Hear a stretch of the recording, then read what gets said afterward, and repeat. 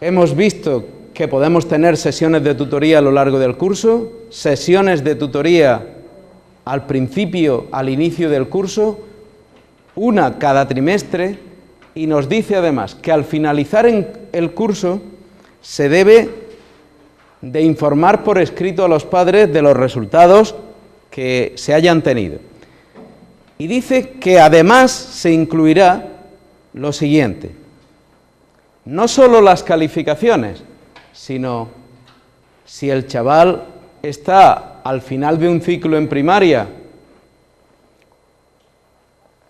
o al final de un curso en secundaria o bachillerato, tendremos que decirle cuál es la decisión acerca de su promoción. Y esto es importante. Y digo es importante, fíjese, me voy a poner en primaria por la importancia que tiene. En primaria la norma es un poco complicada, porque dice que el alumnado solamente podrá repetir un año más a lo largo de toda la etapa. Y entonces es muy importante esta reunión, porque a lo mejor yo voy por las calificaciones de mi hijo y alguien lo que me dice es: mira, tu hijo va a promocionar al ciclo siguiente, pero ojo, tiene evaluadas negativamente esta materia, esta o esta. Con todo eso lo vamos a promocionar. Y alguien me tiene que decir, y es muy importante que me diga que mi hijo no va bien. El niño promociona, pero no va bien. Con lo cual, es recomendable que el niño siga trabajando sin excesos, puesto que vamos a ir a un periodo vacacional, pero fíjense, en vez de 5 horas, 1 hora o 2 horas al día sobre este aspecto, este aspecto, este aspecto o este aspecto. Y donde además le podáis pedir una recomendación. ¿Hay algún material que pueda ayudarme a esto? Pues mire usted, este material es recomendable o este otro. No sé si se dan cuenta. Esto es muy importante.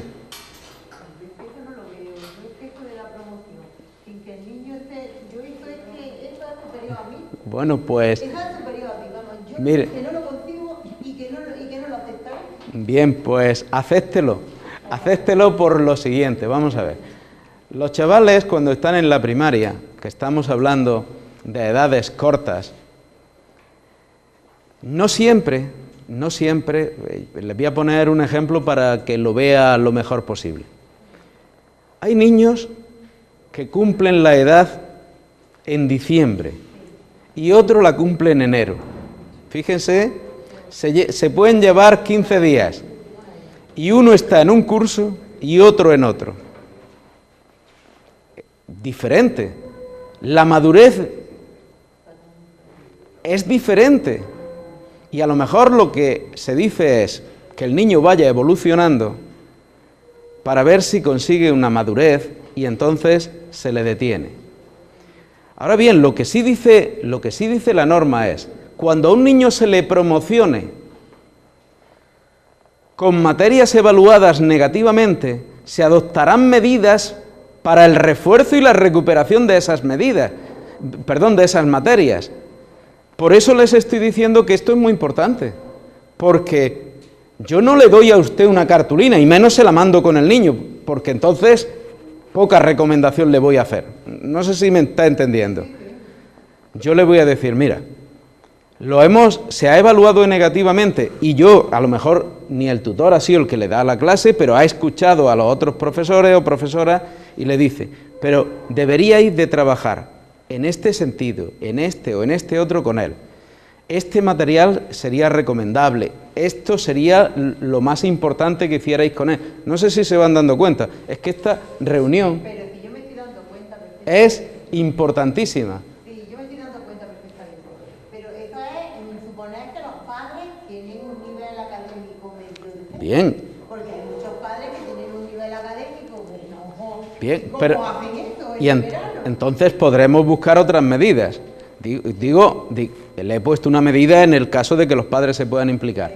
No tenemos esas medidas y buscaremos otras. Fíjense, yo siempre vuelvo a lo mismo y José Antonio, que me conoce de largo, yo digo que las asociaciones de padres tienen una labor importantísima.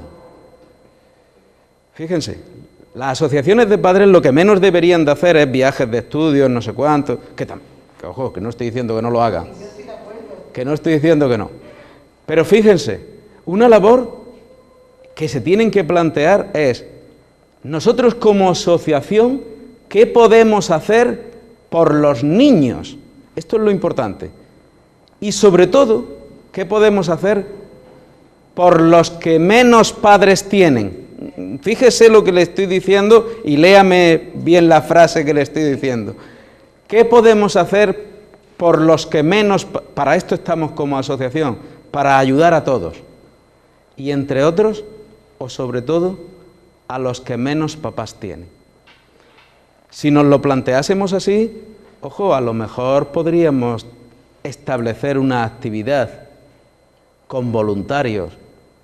Que la gente que pertenece a la asociación, digamos, es reacia a gastar un dinero de unos socios en gente que no es socia. Eso la gente por ahí... Bien, pero fíjese, yo le he dicho con voluntarios, precisamente para que no haya coste económico por medio. Lo único que hace la asociación es gestionar. ¿Vale? La asociación gestiona. Y en este sentido es donde tendremos que plantearnos situaciones como las que está diciendo esta señora. Y otras.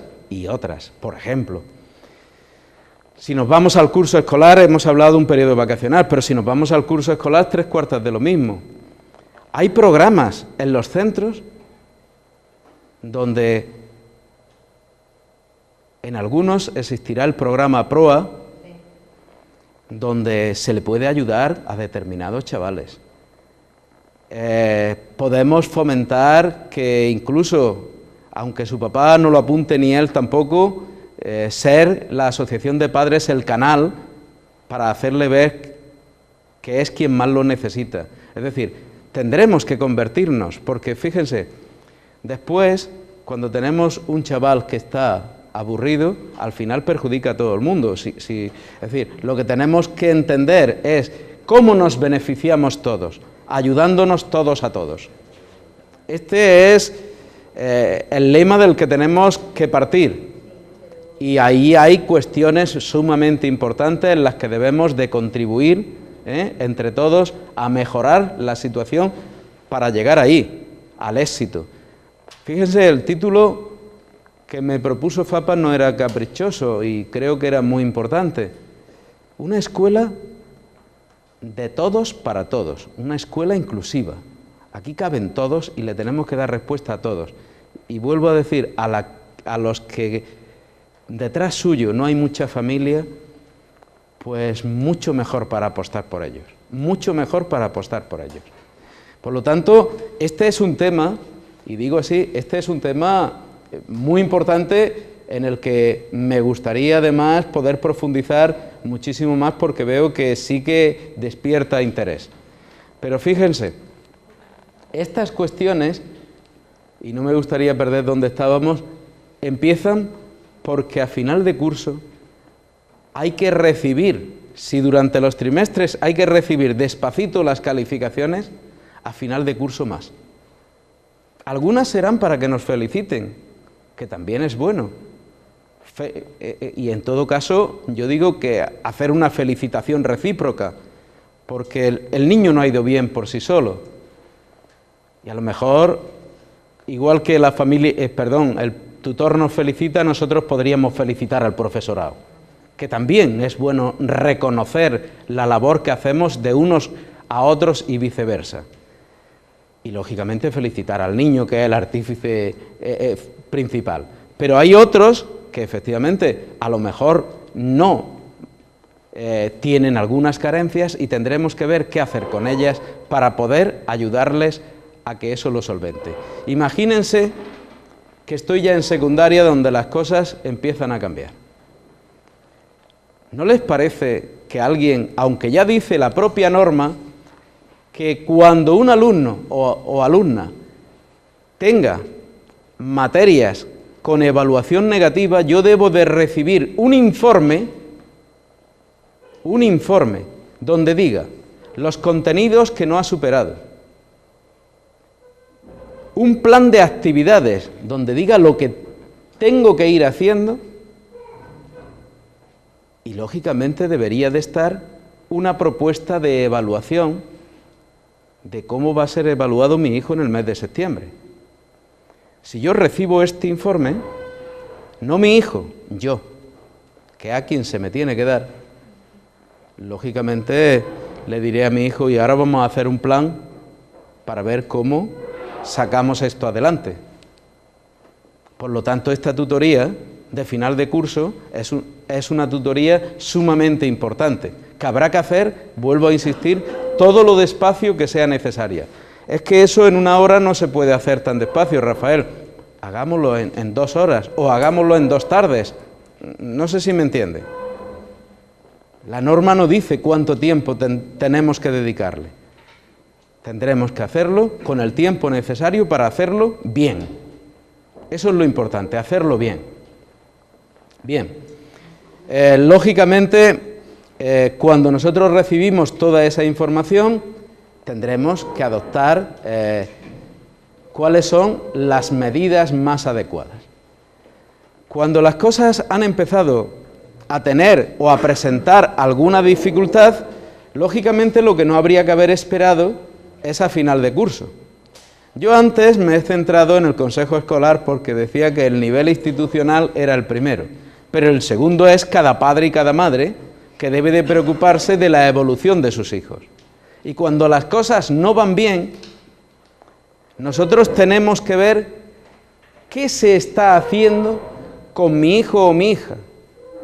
Y tengo que saber qué medidas de refuerzo se están siguiendo con él.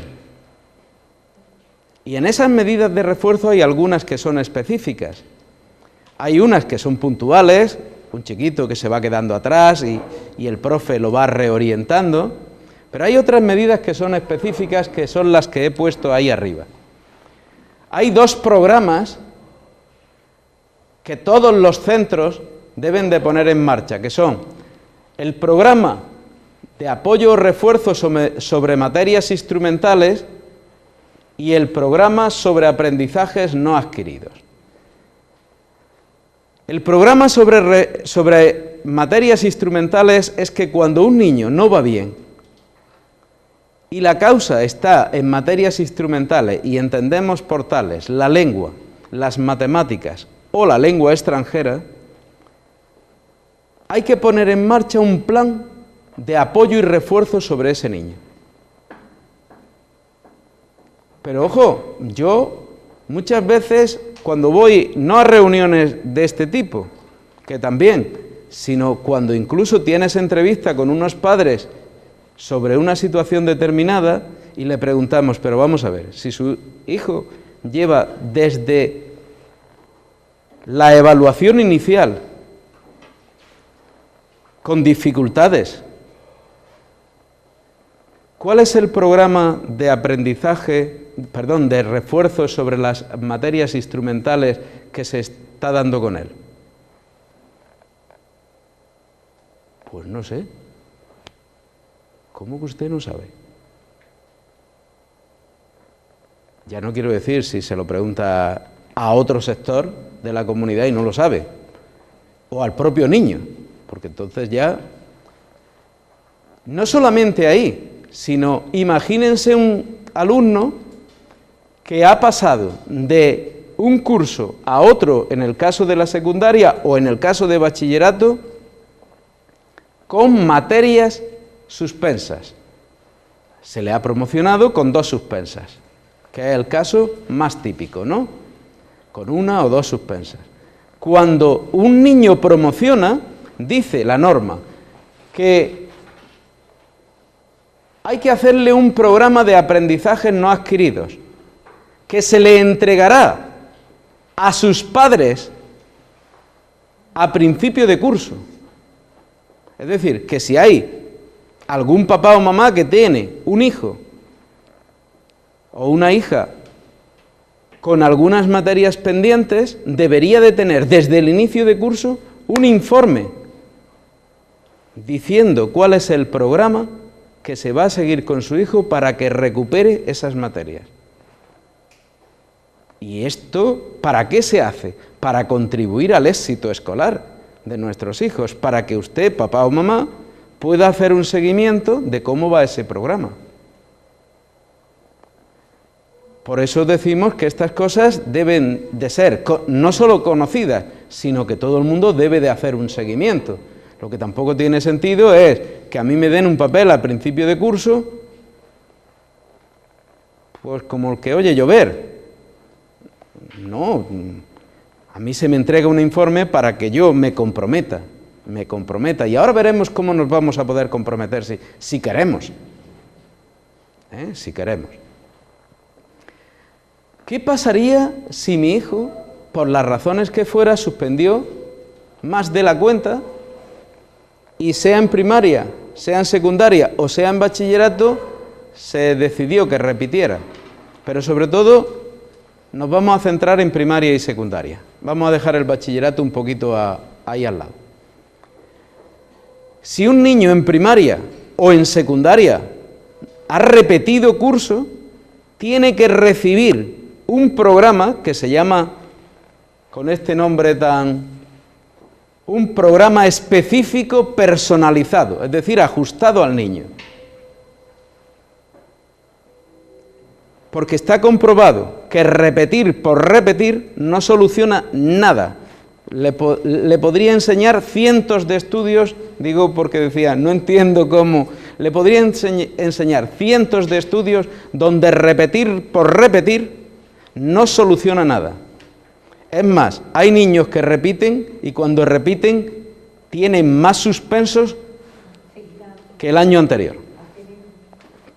Pero eso no puede ser si se hubiese hecho este plan. ¿Y por qué ocurre eso? Fíjese, les voy a poner un ejemplo muy sencillo. Nos vamos a ir, si quieren, a sexto de primaria. Imagínense que, bueno, ha habido un chiquito que en el primer ciclo, bueno, tiene algunos pequeños déficits, todo el mundo cree que puede madurar y que los puede salvar, lo pasamos al segundo ciclo. En el segundo ciclo también le damos vuelta y lo promocionamos al tercer ciclo. En el tercer ciclo decimos, mira, esto ya no puede ser, y al niño lo vamos a detener en sexto. Si lo hacemos repetir sexto, sin más, garantizado que no consigue nada. ¿Saben por qué? Porque las carencias que tiene no son de sexto, a lo mejor son de cuarto, y hay que atenderle lo de cuarto. Un programa específico es cómo le vamos a atender los vacíos que tiene de cuarto y tirar con lo fundamental para que consiga los aprendizajes de sexto. Eso es un programa específico, personalizado o ajustado al niño. Pues igual que lo he descrito para primaria, hay que hacerlo en secundaria. Por lo tanto, un alumno repetidor debe de tener un programa específico personalizado que debería de conocer su padre o su madre desde el inicio de curso. Y todo esto no me lo estoy inventando yo esta tarde, ¿eh? Eso se lo garantizo, aunque lo estén escuchando por primera vez por algunas caras que veo.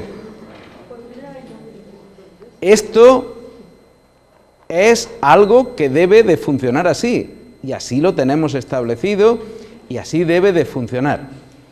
De la misma manera, hay más vías. Es decir, cuando los chavales tienen dificultades, hay más vías, y me supongo que se las vienen ofertando.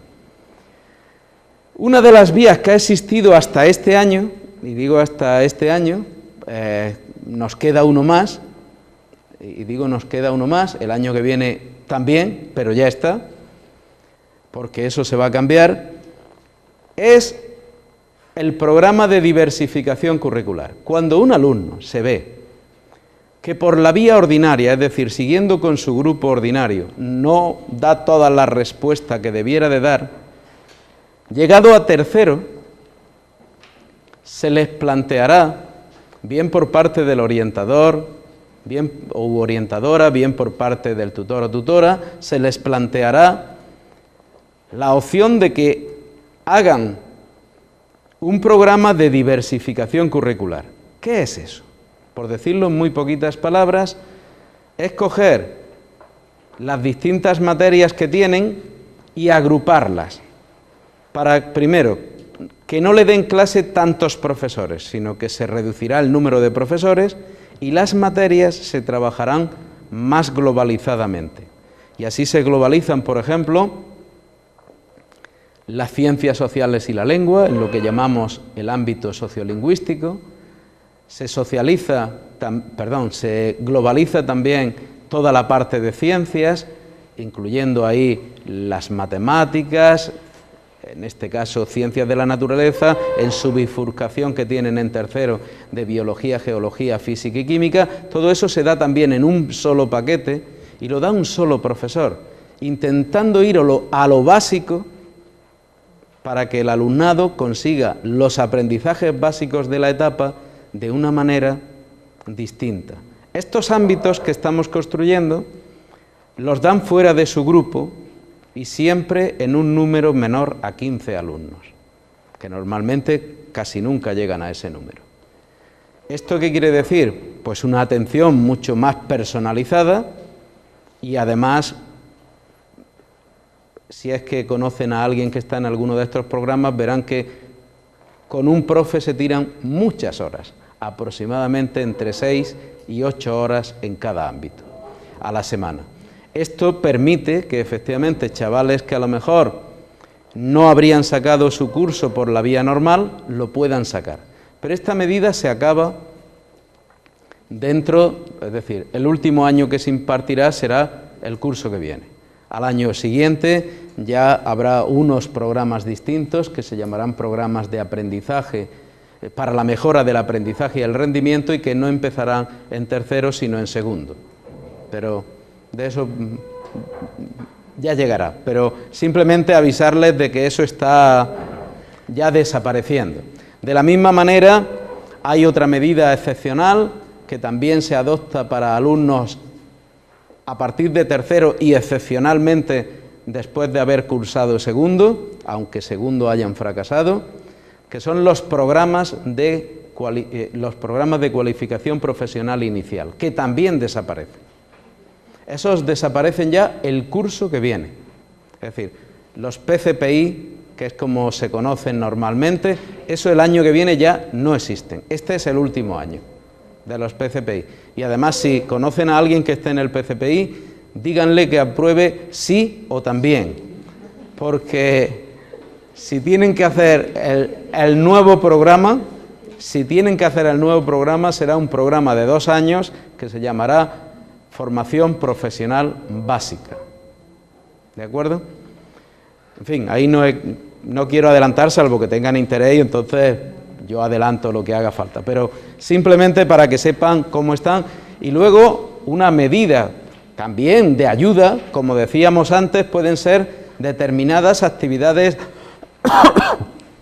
extraescolares fomentadas principalmente por las familias. Las hay de carácter institucional, como puede ser el programa PROA, pero hay otras que son precisamente fomentadas por el ámbito de las familias y que en muchos casos están haciendo una labor muy importante a muchos chavales.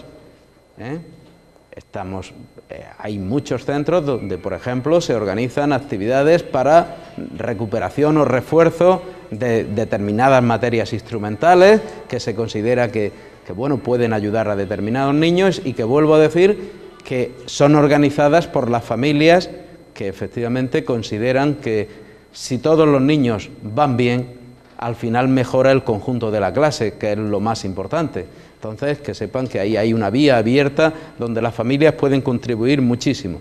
Y luego, lógicamente, hay otras medidas ya para el alumnado que presenta necesidades específicas de apoyo educativo debido a la discapacidad que planteen, a situaciones de desventaja social. u otras situaciones en las cuales entro si es que hay alguna situación. En las actividades extraescolares también podrían entrar las clases particulares. Claro, cuando decimos extraescolar entra ya todo lo que las familias quieran organizar, más individualmente o menos individualmente. ¿Qué es lo que sí les recomendaría yo siempre que pongan en marcha algo que sea precisamente para contribuir o mejorar lo que se está impartiendo en el propio centro? Pues que previamente haya un interlocutor que se coordine precisamente con el profesorado del centro. ¿Por qué? Fíjense, yo puedo dar una cuestión de matemáticas o de física y química, me da igual, o de la materia que sea. El contenido puede ser el mismo, pero el enfoque es diferente. Y no puede ser que en la clase se esté dando de una manera y que ahora en la actividad extraescolar, sea individual, sea colectiva, sea del tipo que sea, allí se le plantee por otra vía. Cuando el chiquito llega a clase, ya lo que tiene es un lío, para entendernos. Ahí es muy sencillo. Oye, ¿quién va a hacer de interlocutor con el centro? Pues puede ser alguien de la asociación de padres o la propia persona a la que han responsabilizado de esa materia. Se pone en contacto con el profesorado que imparte la materia. Mira, pues esto lo estamos impartiendo de esta manera, de esta otra, de tal modo que el refuerzo luego se note y no sea al revés, un disloque para el niño. ¿De acuerdo? Es decir, la coordinación familia y escuela siempre será muy necesaria. Bien, les decía que una de las funciones que tiene el Consejo Escolar es la de hacer el seguimiento de los compromisos educativos. No voy a tocar otros compromisos que hay, que son los de convivencia, que es precisamente para mejorar la convivencia. Como hoy estábamos hablando de cómo contribuir al éxito escolar, hay un mecanismo que la propia normativa y las propias administraciones tratan de fomentar, que es el compromiso educativo. ¿Qué pasa cuando un niño no va bien y qué podríamos hacer conjuntamente? Pues entre otras cosas, aunque no lo parezca, firmar un compromiso educativo. El compromiso educativo puede hacerse a petición del tutor o puede hacerse a demanda de las familias. ¿Qué es un compromiso educativo? Pues es un documento que puede estar firmado por 2 o por 3 partes. Cuando digo por 2 o por 3 partes me refiero al compromiso educativo con que estuviera pactado entre las familias y el profesorado o el centro sería suficiente. Pero en muchos casos, y sobre todo cuando los chavales ya tienen una cierta edad, como puede ser la secundaria, se recomienda que lo impliquemos en ese contrato, por decirlo de alguna manera. El compromiso no es ni más ni menos que un documento donde dice a qué se compromete el centro y el profesorado, a qué se comprometen las familias y a qué se compromete, si es que hemos implicado al alumnado, a qué se compromete ese alumno o esa alumna. Eso se firma y además tiene un seguimiento que se recomienda que sea en unos periodos no muy largos, por ejemplo, cada mes y medio. De tal modo que cada mes y medio de nuevo se reúne el tutor que representa a todo el profesorado, las familias y el alumno. ¿Y a qué dijimos que nos íbamos a comprometer cada uno de nosotros? Y ver si hemos sido corresponsables con la parte que nos toca. Cuando estos compromisos funcionan bien, les puedo garantizar que hay éxito. Chavales que como iban por su cuenta, no iban todo lo bien que debieran, cuando se ha puesto algo tan simple, fíjense, algo tan simple como es que la familia supervisará la agenda diariamente, la supervisa y la firma, y el tutor toma nota de que la familia ha visto y el niño ha cumplido con las tareas encomendadas. Segundo, el profesorado se compromete también a que el niño tome nota en la agenda de lo que le estás diciendo. Y ahora yo como papá o como mamá, nada más llegar mi hijo que no va bien, déjame tu agenda, vamos a ir viendo qué te han encomendado hoy. Mira, como suele decir el profesorado, aunque traiga la actividad mal, pero la actividad tiene que venir hecha. Porque para eso estamos los profes, no para que se la hagan bien fuera, sino para que él la haga y si tiene errores ya le diremos, bueno, pues a partir de ahí, niños que no iban bien, lo primero que han empezado es a coger un cierto hábito de trabajo y han empezado a funcionar y donde las cosas no iban bien, han empezado a ir bien. Con todo el mundo funciona bien el compromiso educativo, ¿no? Como decía esta señora, es que hay alguna familia donde el primer no responsable a lo mejor no es el niño. Bueno, pues a lo mejor ahí este instrumento no es adecuado, pero a lo mejor en 10 casos sí es adecuado. En todos los casos que sea adecuado, pongámoslo en marcha, que es a lo que nos referimos. Es decir, al haber muchos instrumentos y muchos mecanismos, pongamos en cada caso el mecanismo que sea más adecuado. Bien, la transparencia que acabo de poner ahora es una transparencia que solo le afecta a la familia, porque esto no se puede hacer nada más que en la casa. Y es cómo vamos a organizar la vida diaria y las distintas rutinas que se dan para que nuestros hijos funcionen adecuadamente. En algunas no me voy a detener mucho y en otros sí. Fíjense, es muy importante en general, y digo así, es muy importante en general para el funcionamiento de un niño o de una niña de una manera adecuada, primero que tenga unos hábitos y unos horarios de sueño y descanso adecuados y una alimentación equilibrada. Esto es fundamental. Cuando alguien no está descansado o no está bien nutrido, el rendimiento, lógicamente, no puede ser el óptimo. Por lo tanto, esos elementos son sumamente importantes. Después vienen otra serie de elementos donde la familia tiene que poner un cierto cuidado. ¿Cómo qué? Bueno, pues para empezar, ¿dónde vamos a estudiar? La casa de nadie no la vamos a organizar esta tarde, ¿vale? Eso garantizado. Pero lo que sí está claro es que donde mi hijo no puede estudiar es donde circulamos toda la casa y además hay una televisión permanentemente puesta. Ahí no se puede estudiar. ¿Dónde debemos de estudiar? En un espacio que no sea un sitio de tránsito y donde no haya elementos que sirvan de distracción, ¿vale? Lo ideal que sería, si es posible en cada casa, pues en la propia habitación del niño o de la niña sería el lugar adecuado. Pero vuelvo a decir, cada cual tendrá la vivienda que tenga y en eso no nos vamos a meter. Pero sí que sea de ese modo. Luego tenemos que organizar el tiempo. Fíjense, muchas veces los papás y las mamás tenemos que acometer pequeños sacrificios, y digo pequeños sacrificios. Vamos a suponer que hayamos establecido, porque hay una parte importante en la organización del tiempo. ¿Qué vamos a hacer desde las 3 de la tarde hasta las 10 o las 11, que es donde ya como muy tarde deberían de estar acostados nuestros hijos? Pues nosotros organizamos ese tiempo y tiene que haber tiempo para todo. Oye, ¿se puede ver la tele? Pues claro que se puede ver un ratito la tele. ¿Pueden estar un ratito en internet? Pueden estar un ratito en internet. ¿Pueden jugar un rato? Pueden jugar un rato. ¿Debemos de estar nosotros con ellos un ratito también? Debemos de estar un rato también. ¿Pero debe de haber un tiempo para el estudio? Debe de haber un tiempo para el estudio. No sé si me entienden. No se trata de quitar y de prohibir, sino de organizarnos.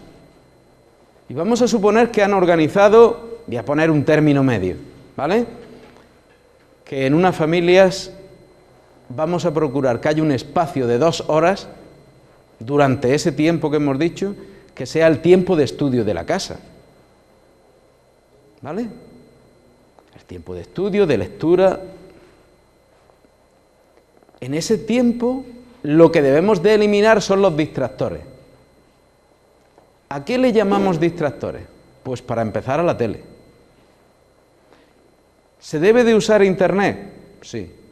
Los niños deben de usar Internet, pero los papás tenemos que saber cómo se usa Internet. ¿Y cómo lo usan ellos? ¿Y dónde se usa? Hombre, yo, un chiquito, que tiene que estudiar, pero que no tiene más empeño que cerrar la puerta y estar conectado, pues va a ser que no. No sé si me entienden. ¿Internet es prohibido? No. Internet puede ser una buena herramienta de trabajo. Ahora, un chiquito, ¿qué empeño tiene en cerrarme la puerta? O en que no pase nunca por allí.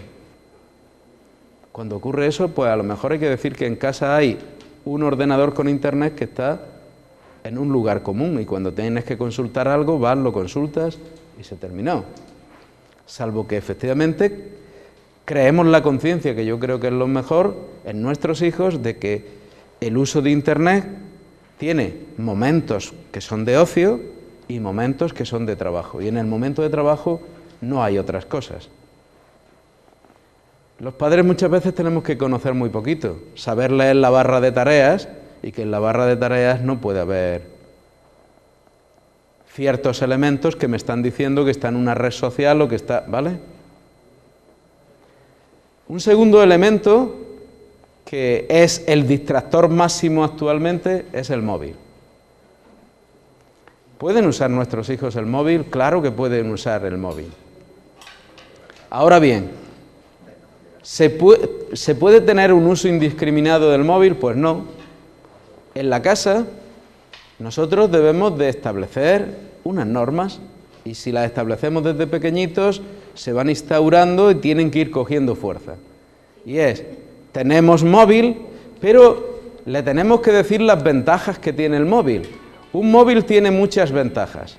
Una es que yo, por ejemplo, tengo aquí mi móvil. Tiene 4 llamadas. Muy bien. Pues como tiene 4 llamadas, cuando yo termine de esta sesión con ustedes, veré de quiénes son y las devolveré o no las devolveré. Y es que he recibido 5 mensajes de WhatsApp, que lo primero que hay que hacer es quitarle el sonidito para que no silbe, ¿vale? Y durante el tiempo de estudio podemos tener los móviles pues en un sitio común y cuando terminamos de estudiar todo el mundo recoge el móvil. Ya está. No sé si se dan cuenta, sin acritud, sin discusiones, sino tenemos que establecer unas pautas en casa y a lo mejor para dar ejemplo, el nuestro también. No sé si me entienden, que a lo mejor hay que empezar dando ejemplo. Y durante esas 2 horas llaman por teléfono. Y es un amigo o una amiga, porque claro, como no coge el móvil, llamarán por el fijo. Y uno coge con mucha amabilidad. Hola, ¿quién eres? Ah, eres Isabel. Mira, es que Paqui no se puede poner ahora mismo. Llámala a las 7, porque hemos establecido en casa de 5 a 7. Llámala a las 7 y enseguida te atiende. Sí, pero eso se puede hacer cuando son pequeños. Cuando ya son más grandes es bastante más difícil. Claro. Fíjense que he dicho que hay que empezar a educar esto desde abajo. Pero vamos a ver. Se vuelve imposible porque de pequeño las normas las acatan, pero cuando ya tienen 17, 18 años Bien. es muy, muy difícil. Salvo que... Claro. Pues... Pero fíjense, aunque nos cueste, porque a veces cuesta, pero esto es igual que cuando han llegado a esa edad y le han dicho, mamá, es que hoy van todos y vuelven a las 3. Y tú dices, por Dios bendito. Y tú vas a regatear y vas a decir, a las 2. Y además de taxista, porque va a ir, no sé si me entienden. Y mira, no me digas lo de todos porque si quieres hacemos unas cuantas llamadas a los amigos a los padres de tus amigos. Y mira, yo creo que lo que tenemos que hacer es saber ir negociando y tendremos que ir cediendo, ¿eh? Pero si hemos ido cultivando desde abajo, sabiendo decir no, que a veces decir no no es ser mal padre, sino es ir poniendo las cosas en nuestro sitio. Y lo vamos diciendo bien, porque hay veces que decimos un no, que enseñamos a dar malas respuestas con nuestra mala respuesta. Claro, por eso digo que esto forma parte de la educación, pero esto es muy importante, y digo es muy importante. Mira, en casa si nosotros partimos, en casa no te estamos prohibiendo que utilices el móvil, en casa no te estamos prohibiendo que utilices las redes sociales, en casa lo que te estamos pidiendo es que las cosas se hagan con orden. Y que hay un momento en el que por ti, en primer lugar, hay que centrarlo en otra cosa. Y en ese momento yo también apago la tele y me da igual. Leo un libro o la prensa o hago una tarea determinada. Pero claro, lo que no puede ser es, yo pongo la tele y además como no la escucho bien, un poquito alta y a los niños que no... No, es que ahí tenemos que empezar dando ejemplo, ¿de acuerdo? Por lo tanto, no sé si van viendo los distractores que pueden ser bastantes, sobre el control de cantidad y calidad de televisión, videojuegos, internet, como antes les he dicho, hay que distribuir, no hay que negar, hay que distribuir y supervisar qué contenidos son en los que están, cómo, de qué manera, el uso de las redes sociales, etcétera. En eso no quiero entrar ahora para no distraer mucho. Después hay algo importante, fíjense, muchas veces no nos importa gastar, si es que es posible, porque en estos tiempos lo de gastar hay que decirlo con mucha cautela, pero muchas veces no nos importa gastar a lo mejor yéndonos a un bar o yendo a otro sitio. Y de vez en cuando, entre col y col, como yo digo, hay que meter una lechuga, que es empezar a hacerles ver a nuestros hijos que hay un modo de ocio que es disfrutando de los aspectos culturales. Hay que ir al cine, de vez en cuando se puede ir, simplemente, fíjense, y esto no cuesta nada, tenemos una ciudad como Granada que tiene un patrimonio fantástico, simplemente a pasear y a disfrutar del patrimonio que tenemos y casi a hacernos los tontos. Oye, ¿esto qué será? Este edificio que dice aquí que es, ¿esto qué será? A ver si luego lo miramos en internet. No sé si se dan cuenta. Y es un modo de ir generando cultura que muchas veces es importante. Y aparte de, yo sé que a mucha gente, sobre todo del sector masculino, no le importa gastarse X en comprar un periódico como puede ser el Marca. Yo digo que de vez en cuando puede entrar, primero, otro tipo de periódicos, otro tipo de revistas, un libro de vez en cuando en casa. No sé si se dan cuenta. No estoy diciendo grandes gastos, sino en lo que hacemos, pero introducir variables. ¿De acuerdo? Y, por supuesto, algo que no debe de existir son las tensiones familiares en presencia de nuestros hijos. Porque eso contribuye muy poco. Dos papás discutiendo y un niño que tiene que estudiar, va a ser que no, ¿verdad? Es lógico que existan roces en todas las parejas, pero eso lo podemos guardar para otro momento, ¿eh? No ser tan impetuosos, y aquí te pillo, aquí te mato, sino saber esperar para discutir o hablar de nuestras cosas en otro momento, ¿de acuerdo?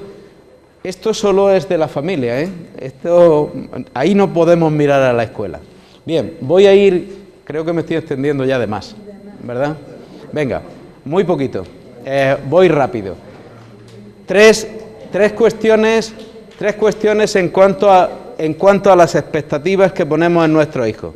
Fíjense, lo ideal es que las expectativas, como decimos al final, que pongamos en ellos sean ajustadas. Muchas veces queremos que nuestro hijo sea el no va más. Y yo creo que no. Ni expectativas muy altas, ni expectativas a la baja. ¿Por qué? Porque las expectativas a la baja generan, como están viendo ahí, creo que lo tienen por escrito, con lo cual no tengo mucho problema si algo no lo tocamos, generan incapacidad, desconfianza, desánimo y, por supuesto, rompen el esfuerzo. Si de todos modos, en mi casa lo que dicen es que yo para nada, no sé si se dan cuenta, eso hunde a cualquier chiquito o chiquita.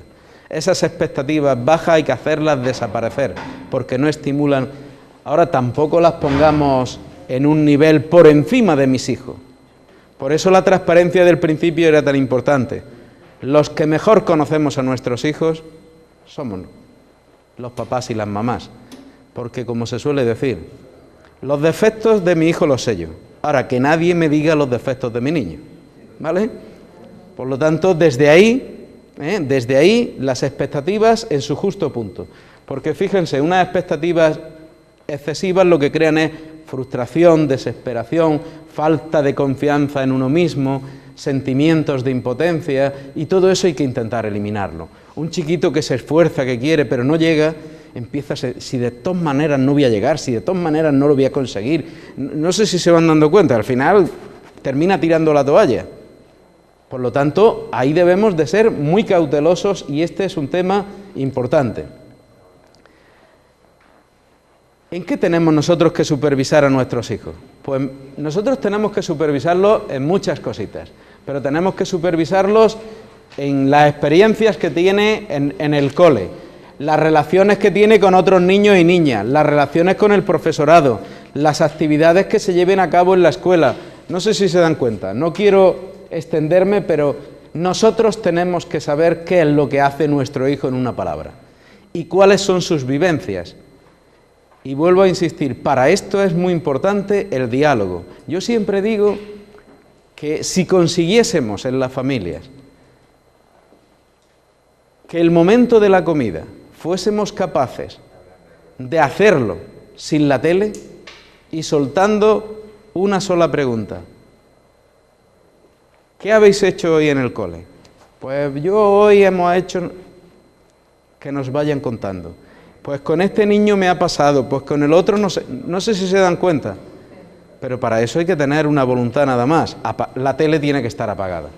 La tele es quien mata esa conversación fundamental que además los niños lo traen muy reciente a la hora de la comida, acaban de estar en esa vivencia del cole y tan fundamental como eso es que no los cortemos, no les gritemos y no los insultemos, porque si no aprenden otra cosa.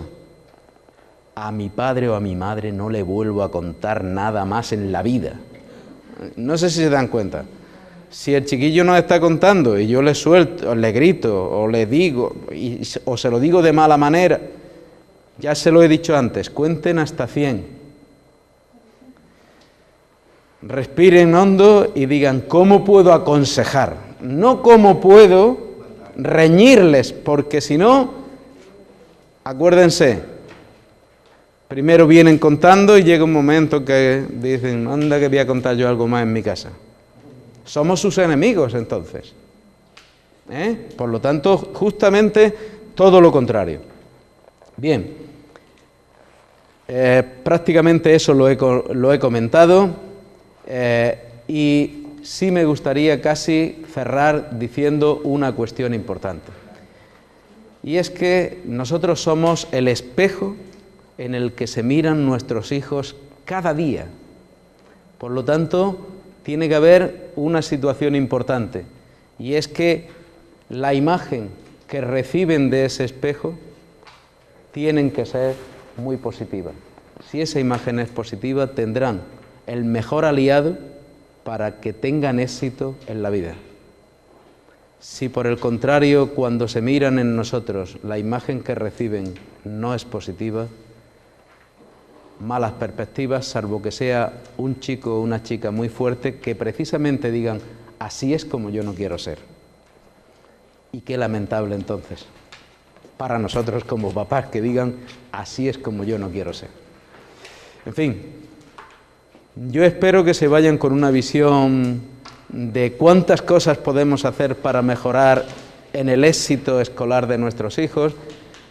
Como sé que se llevan la documentación ahí, habrá incluso algunas transparencias que yo lo que digo es que luego las recuenten con sus hijos, que sería muy importante que las vean con ellos e incluso con su pareja, analizarlas despacito. ¿De acuerdo? Pues muchas gracias y las preguntas que ustedes quieran. La explica muy bien, pero yo le quería decir cuando en la atención a la diversidad, cuando hay niños con problemas y los sacan de la clase, ¿cómo nos podemos oponer a que se nos ocurra? Bien. Porque tú lo sacas de una clase de supuestamente religión que como entre comillas no es importante, pero luego cuando llega otro, pues es para descolocar siempre. Vamos a ver. Me alegro que haya tocado ese tema.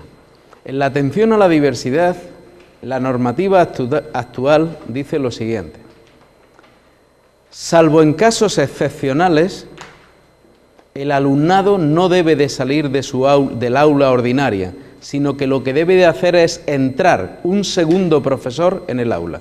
Esto no me lo estoy inventando, si quiere le paso. Desde el 2008. Eso es desde el 2008. Vamos. Bien. Bueno, vamos a ver. Cuando la norma dice que excepcionalmente, ¿a qué se refiere? Pongo algún ejemplo para que lo vean. Imagínense que un chiquito tiene dificultades en el habla. Un chiquito, cuando tiene dificultades en el habla y el logopeda tiene que actuar con él, los ejercicios que se hacen muchas veces pueden causar la risa de los demás. Lo lógico es que al niño se le saque y se busque en ese momento cuál es el momento en el que menos afecta a las materias donde es necesario que sí esté. Eso es cuando se debe de sacar. Ahora bien, para reforzar materias instrumentales, efectivamente la norma, lo que usted dice, ya lo conoce. Si yo saco a este niño y hoy se está dando esto para que le recuperen otra cosa, luego habrá que sacarlo para que le recuperen lo de hoy. Por lo tanto, no tiene sentido. ¿Y qué dice la norma? La norma en este sentido, lo que dice precisamente es que en estos casos el profesorado de apoyo entrará en el aula ordinaria como segundo profesor. Y esto no es de hoy, esto es de hace años. Bien. Porque yo he tenido que quejarme en ese aspecto, porque yo sé, mi niño no tiene problemas, recuerdo, pero empezaron a sacarlo para enseñarle los problemas de matemáticas. Mientras lo sacaban y lo metían, pues perdía todo y cuando, a centrarse, pues ya. Fíjense, Eran dos. cuando eso ocurre, fíjense que yo he empezado con una transparencia que decía nivel institucional. En ese nivel institucional hay un documento que supuestamente lo ha hecho el centro, donde no puede saltarse la normativa, que se llama Plan de Atención a la Diversidad, y está dentro del plan de centro. Al plan de centro tienen acceso, o pueden tener acceso, mejor dicho, cualquier persona del centro. ¿Qué es lo que deberíamos de hacer como padres responsables? No solo los que están en el consejo escolar, sino cualquiera que tenga interés. Ver qué dice el plan de atención a la diversidad. Y si efectivamente, como efectivamente no se puede saltar la norma, ahí volverá a decir que la atención al alumnado con dificultades se hará, entre otras medidas, algunas de las que yo les he puesto aquí, y otras, por ejemplo, la de refuerzo con un segundo profesor en el aula. porque la norma dice que salvo casos excepcionales, los chavales no saldrán del grupo ordinario. ¿Qué es lo que ocurre? Que el plan de atención a la diversidad no siempre lo manejamos, ni los papás cuando, como usted dice, reclamamos una situación porque es la que consideramos idónea para nuestros hijos, nos vamos ahí y decimos, no, si es que está escrito en los documentos que todos hemos hecho en el centro. Y en este sentido le diría lo mismo, pida el plan de atención a la diversidad y verá cómo los grupos, sacar grupos de niños no estará escrito, garantizado. Pero que eso lo hacen, es que Bien, es rutina, es que pero lo hacen así. Pero habrá que empezar a decir que no. No, de colegio. Bien, sí, pero fíjense, ahí tiene algún colegio donde no se hace y tiene que entrar ese segundo profesor en el aula, es decir, el niño que necesite un refuerzo lo recibirá. Pero no. No. Pero si es que, pero fíjense, vamos a ver, tenemos que empezar a creernos que el consejo escolar no es un sitio al que vamos cuando nos convoca el director para que nos cuente unas cuantas cosas. El consejo escolar es un órgano en el que tenemos que llevar estas situaciones y tenemos que plantear cómo se van a hacer determinadas cuestiones. Y ahí hay que debatirlo. Y los niños que precisan de un refuerzo tienen que recibirlo. Eso es ineludible. Y digo porque lo que no podemos, fíjense, es ir a título personal, a mi niño no lo saques, porque claro, alguien puede optar por la opción que usted dice. Pues mira, como esta madre no quiere, no, mire, la atención a la diversidad, no, pero coja usted, pida usted el plan de atención a la diversidad. Y a lo mejor hay que recordarle a alguien que lo que está escrito por el propio centro, porque no se puede saltar la normativa, es que entrará un segundo profesor al aula ordinaria. En el plan ese están todas las cuestiones que hemos hablado ahora, de No, tutoría, de no. evaluación. ¿Dónde se puede...? Vamos a ver, el plan de centro es un documento, por decirlo así, que tiene muchos documentos.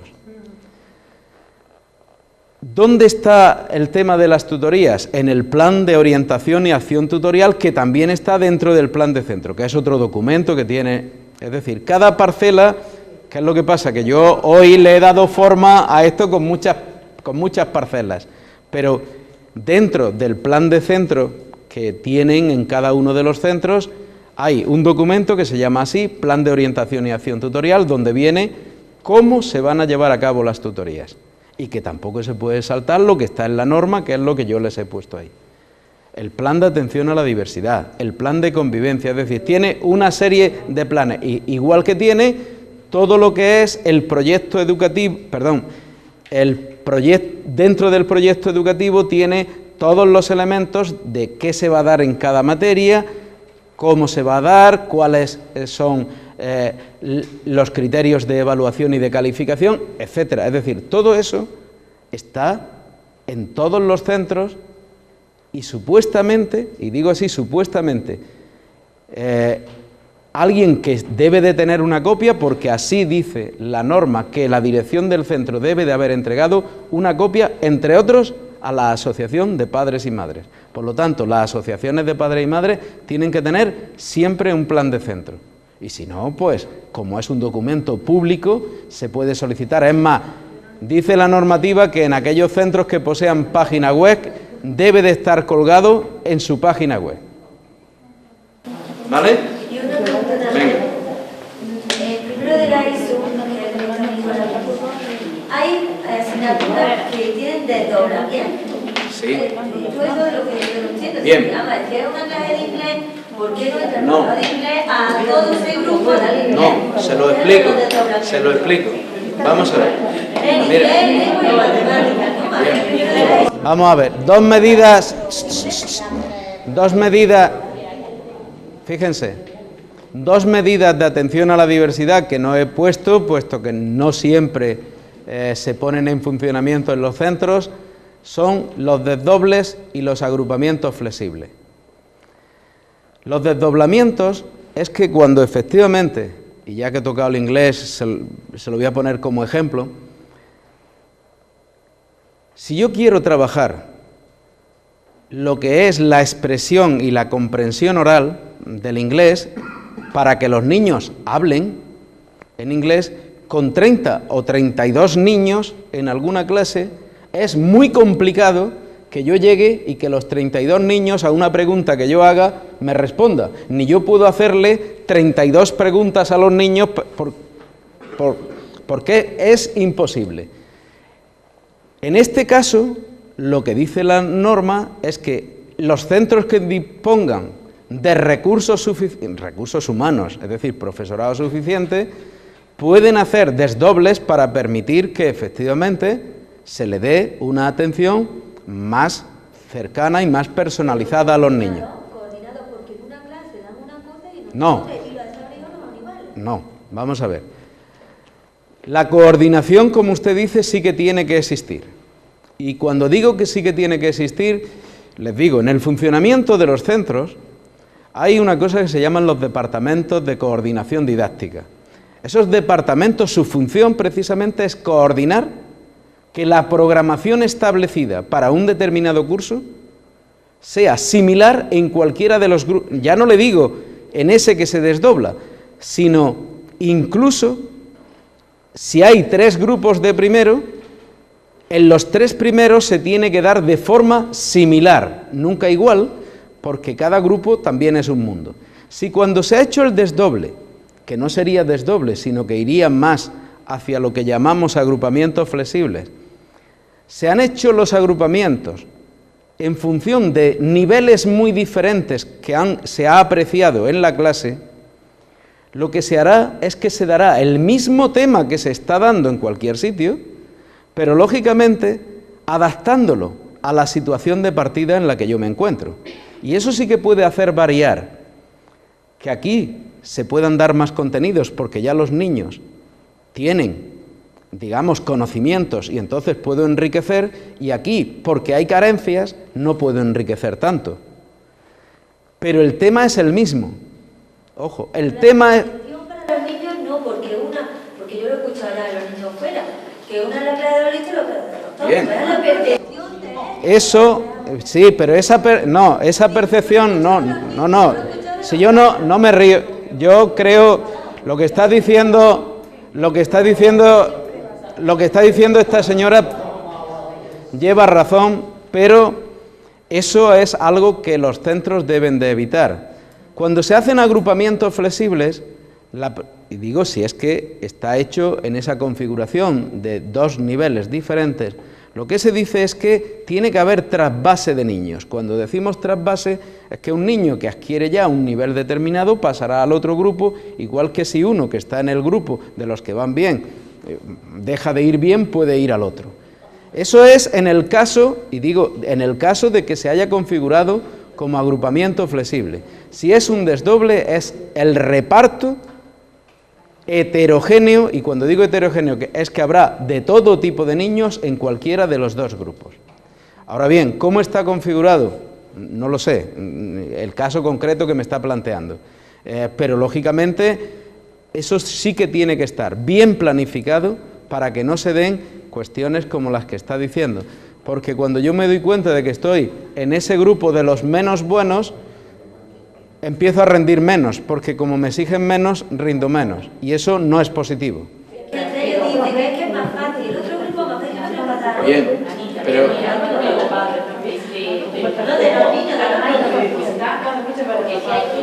están avanzando y se van a quedar por los que no avanzan. No, pero si lo que se trata...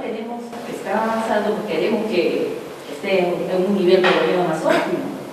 Que lo que le pasa a mi niña en su clase, que hay niños que no entienden lengua y porque ella normal no está, y tiene que quedarse porque los otros niños... Bien, pero los agrupamientos flexibles lo que no pueden dar lugar es efectivamente a que haya grupos, como dice esta señora, de listos y de menos listos, sino que los agrupamientos flexibles exigen una interacción de niños en los grupos que se hayan formado, ¿vale? Venga, más cositas que tengan por ahí. Bien, pues disculpen por el mucho tiempo en el que me he alargado. Ya, solamente deciros que tenéis la encuesta y yo, bueno, darle las gracias a Rafa, que como siempre nos ha enseñado muchas cosas, ¿no? Vamos a tener la suerte de que como ha grabado el vídeo comunitario, pues después lo vamos a podéis comunicárselo a muchas familias de que se va a colgar la charla.